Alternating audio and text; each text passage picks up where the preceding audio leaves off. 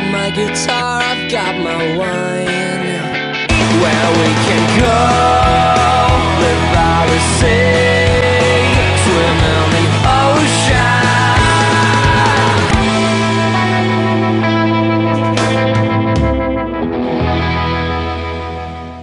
Morning. Morning, morning, morning. Nice morning too. Yeah, beautiful. What a place. We're here at the Barossa Reservoir. We decided to come camp here last night on a tip-off from Peter and Margaret Lehmann, who told us about this whispering wall. It's a little bit of fun. A few wines with the Lehmanns. They told us, right? We didn't believe them. That there's a dam. Oh wow! Hey, look at that. Awesome. So there's a dam just over here, which we're going to take you to, and one person stands on. That's too complicated. Yeah. We'll show you. Come and have a look. We didn't believe it, but it's true. You see how the natural curvature of the dam wall forms an acoustic something or other that is such that if one person stands up this side of the dam and another person stands on the other side, which you can see is miles away, you can actually hear each other even at a whisper. It seemed really funny last night. It doesn't sound very cool. And that looks a lot further away. All right. Come on, fatty. Get going. Yeah. All right. Microphone. Oh, yes. Sorry. Just to prove that we're genuine about this, I'm going to take my radio mic off. Miles, no trick photography here. All right. I reckon it's going to take a while. Run, fatty! Right then. Oh, sorry. Should need to shout. How are you feeling after that long run? No way. That's just spooky. Bizarre. I know, I can hear you breathing hard. That's really quite disturbing. So Justin, what are we doing today? We're going Shiraz hunting? Andre, there's more to the Barossa than Shiraz. I'm going to introduce you to the famous GSM blend, Grenache, Shiraz, Mourvedre, and there's a man by the name of Charlie Melton who makes the Nine Popes. Absolutely cracking wine, very famous. So get your butt in gear and start running across that bridge again, pal. Lift me up now and take me to the commonplace. Twisted old things. They are amazing. That is an old bushfire Grenache. Take a look around, son. Justin, Charlie Melton. Nice to meet you, Charlie. Andre, how are you? Good to see you. G'day, Andre. Well, Justin's told me that you guys are the ones to learn something about GSMs.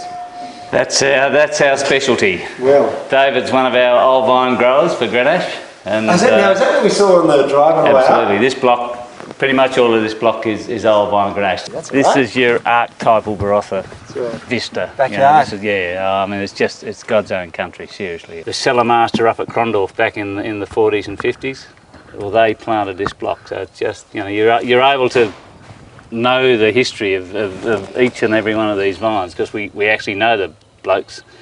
Unfortunately now deceased. Good story, Charlie. Sorry, I was pretty upbeat. Really bloody upbeat until about there. But you know what I mean. We know the families of the people who actually whacked these sticks in the ground back during the Second World War. So this is the one everyone talks about when they talk about Barossa's famous GSM. 07 was an incredibly low yielding vintage. So it's a spicier, firmer sort of savoury style. It's really earthy and charry and licoricey. Yep, and that licoricey is a fantastic descriptor of it. It's silky. It's silky in the mouth. Silky. There's a bit of Shiraz and a bit of Mourvedre in there, or Mataro as we call it. Yep. That's the same thing, isn't it? Mataro, Mourvedre. Monastrell in Spain, Mourvedre in France, Mataro in Australia. We had a flirtation with bloody Mourvedre. Wankiness, we're going back to Mataro, going back to good Aussie Mataro. How long have you been around as Charles Melton? I'm a blow-in. I've been here 37 years.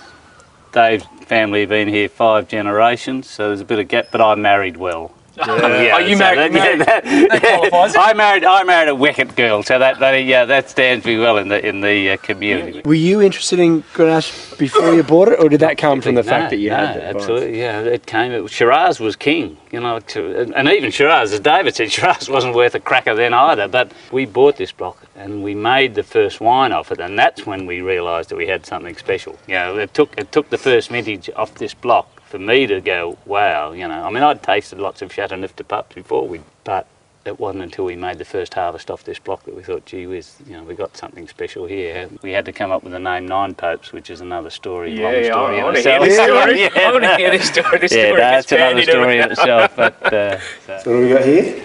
Well, I just thought I'd show you one that's got a little bit of age on it. This one's, 10 years. So it starts to give you an idea of how Grenache starts to change, but unfortunately that's quite slightly corked. Cat. I don't know. Very earthy. I'll get the other bottle. Sorry. One of the reasons we don't use cork anymore, I'm sorry. Is that heartbreaking?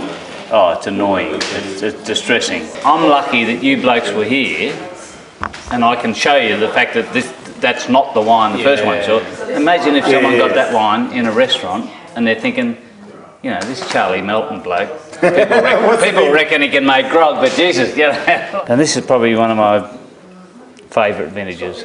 You know, that nice blend of perfume, which is Grenache, that's the signature of Grenache, you know, that fragrance, that perfume.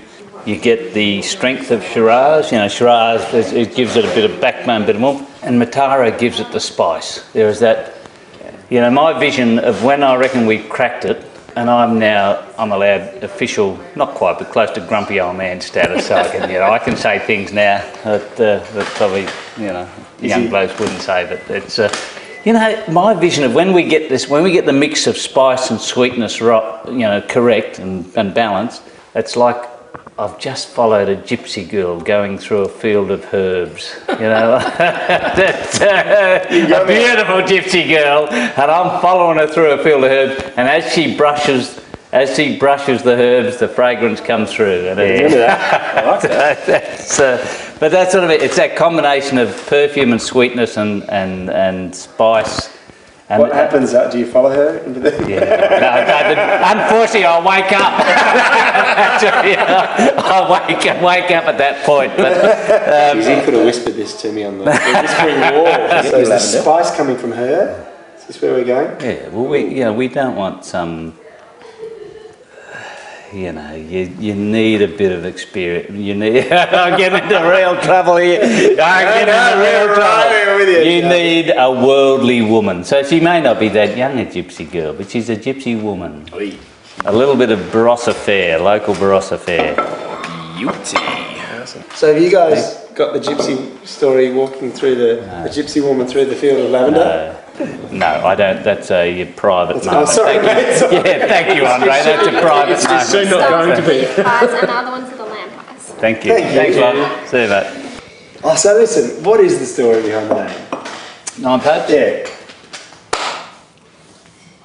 Chateau Neuf de Pape, which is famous. You got that? Region. Correctly translated is Castle of the New Popes. Neuf de Pape. Neuf also means 9. I know you learned worldly gentlemen will have studied French at some point. I knew that. Un, deux, trois, quatre, you know. Sexy, seppi neuf. Yeah, so Neuf, I'm thinking Chateau Neuf de Pape. That's got to mean home of the 9 popes. You genuinely thought this at the time? I did, back then. I was a young Didn't care to ask anyone else? Worldly man. No, I didn't. Hugh and Hook, I reckon, took about a minute and a half to pick up the phone and say, Charlie, do you know what Chateau Neuf de Pape really means? And I knew I was undone then, so that was it. That's how it came about. Turned into one of those fortuitous, dumb-assed, bits of luck. Cheers. Good to catch up with you. Cheers, yeah, great. Yeah, cheers.